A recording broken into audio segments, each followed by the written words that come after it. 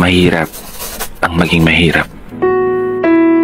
Alam mo yung pinakamasakit na pwede mong maranasan bilang tao? Yun na yung isilang ka sa mundong ito na wala kang kahit ano. Yung mamulat ka sa mundong to na wala ka ng mga bagay na gustong makita ng mga mata mo.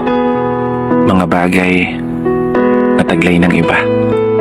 Masaganang buhay na meron ng iba. Na di kaya mo. Na pagkasilang nila, agad na nilang natatamo. Kaya minsan, di ko rin maiwasan na tanungin ang kapalaran. Bakit hindi ko nagawang maranasan?